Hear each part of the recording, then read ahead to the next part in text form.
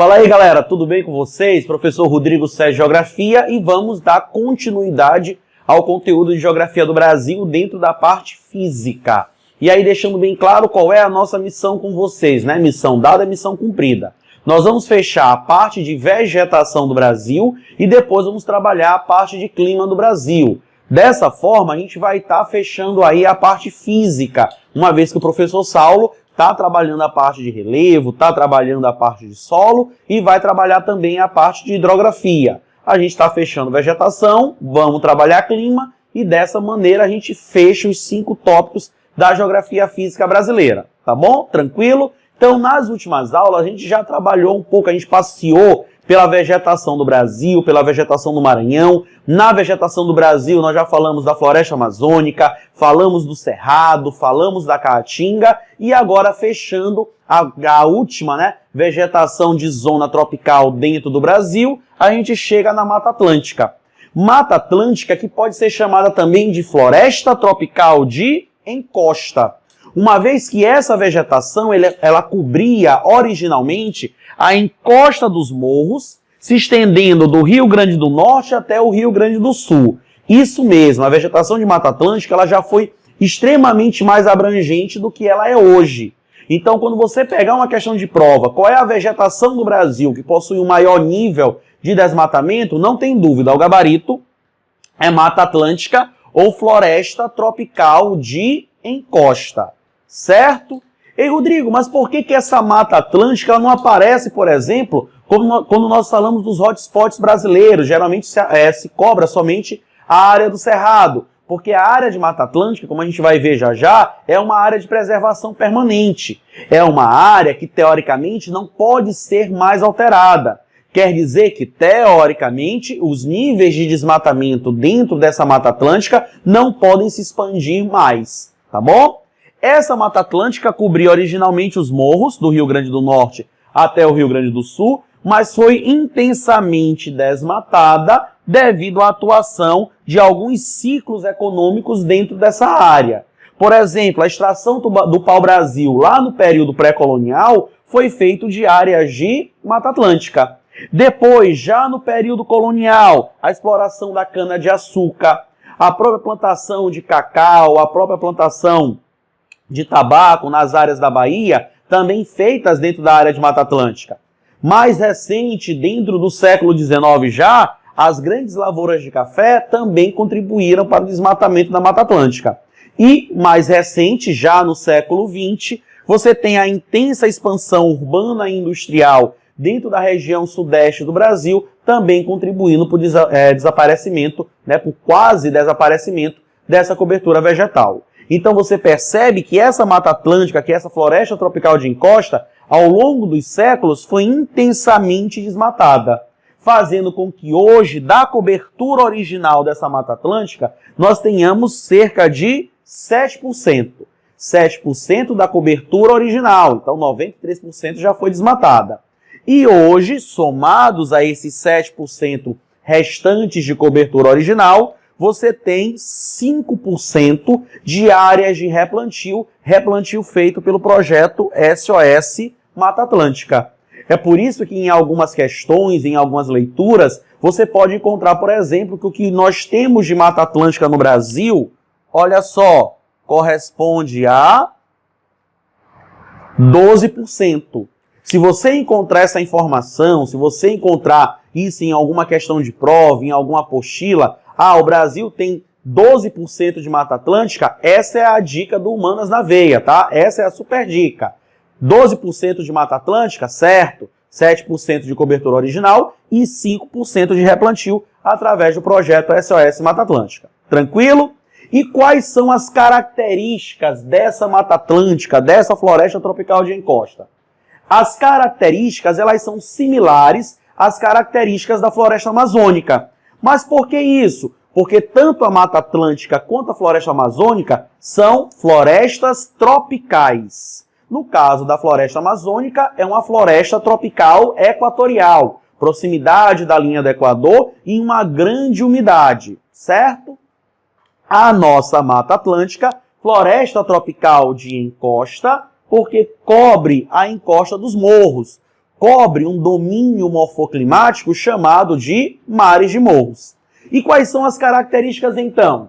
É uma vegetação heterogênea, grande diversidade de espécies vegetais de grande porte, e quando você tem espécies vegetais de grande porte, grandes árvores, uma próxima da outra, isso dificulta o acesso. Se dificulta o acesso, vai ser uma vegetação que densa ou fechada, vegetação de difícil acesso.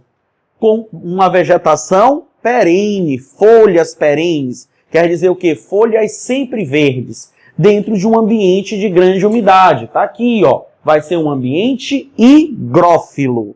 Lembra, o ambiente da floresta amazônica é ambiente ombrófilo, umidade acima da média.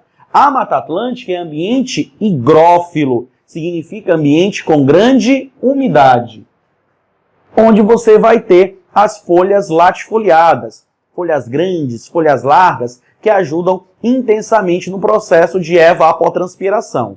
Agora, olha outra dica aqui para vocês. Ei, Rodrigo, por que a umidade dentro da Mata Atlântica não é tão grande quanto a umidade na floresta amazônica, devido aos níveis de desmatamento?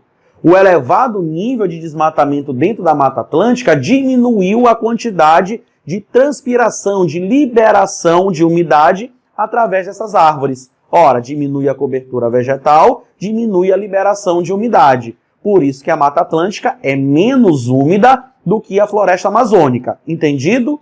Ah, Rodrigo, mas mesmo assim ela é úmida. Essa umidade da Mata Atlântica, então, não vem só da floresta? Não. Vem também de uma massa de ar, da massa tropical atlântica, que atua no litoral, na sua porção leste da região nordeste e na região sudeste do país. Ok? Tranquilo? Olha só aqui a observação para vocês. Nos últimos anos, no século XX, para ser mais preciso, essa Mata Atlântica foi intensamente desmatada devido ao processo de crescimento urbano desordenado.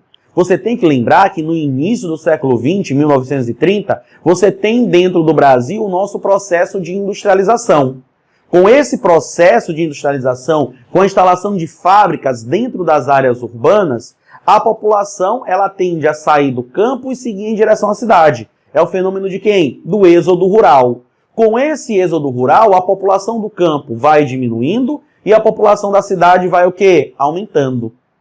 Quando você tem um aumento da população urbana, a população urbana aumenta mais, cresce mais do que a população rural, você diz que está ocorrendo um processo de urbanização. A população urbana superando em números a população rural. Processo de urbanização, ocasionada pelo êxodo rural ocasionado pelo processo de industrialização. Tranquilo?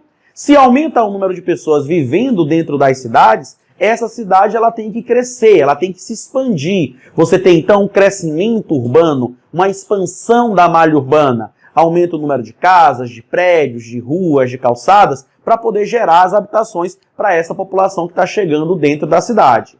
Acontece que dentro do mundo subdesenvolvido, e aí vem o caso do Brasil, você acaba tendo um crescimento urbano desordenado. Áreas que não deveriam ser ocupadas acabam sendo ocupadas. Você tem, então, uma ocupação irregular do solo urbano. As áreas dentro do ambiente urbano que não podem ser ocupadas são as chamadas APPs, as áreas de preservação permanentes. A Mata Atlântica, certo? A floresta tropical de encosta, é uma APP. A vegetação de encosta de morros, teoricamente, não pode ser ocupada. E por que não pode ser ocupada? Porque quando você tem um morro e você tem a chuva, a erosão ela é o quê? Menor. Entende isso?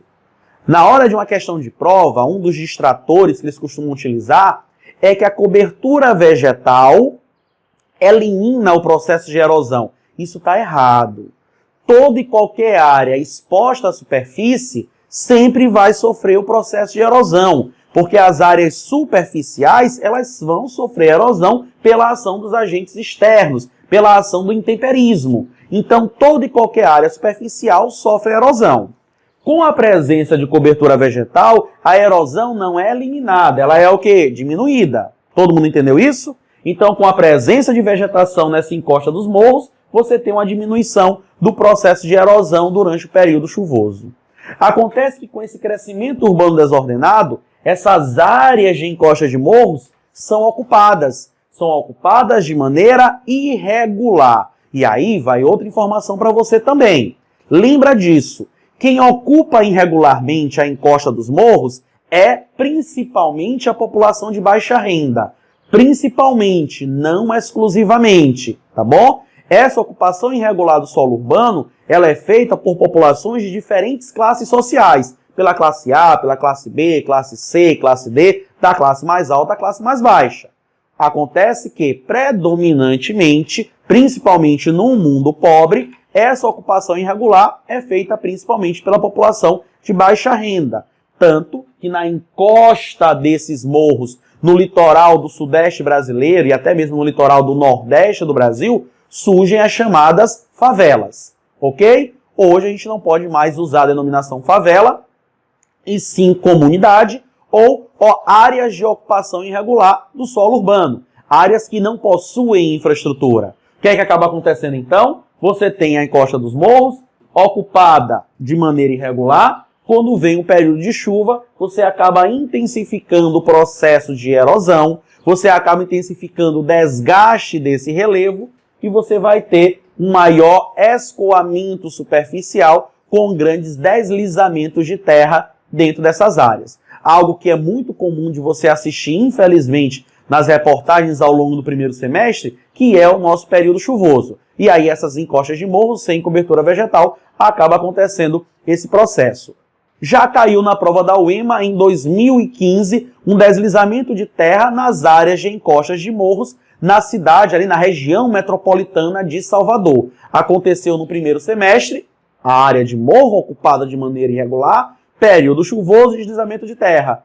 A UEMA cobrou no mesmo ano na sua avaliação, tá bom? Ok? Já já a gente pega e continua com as vegetações do Brasil. Agora a gente vai falar das vegetações dentro da faixa subtropical do Brasil, na porção sul do país, tá bom?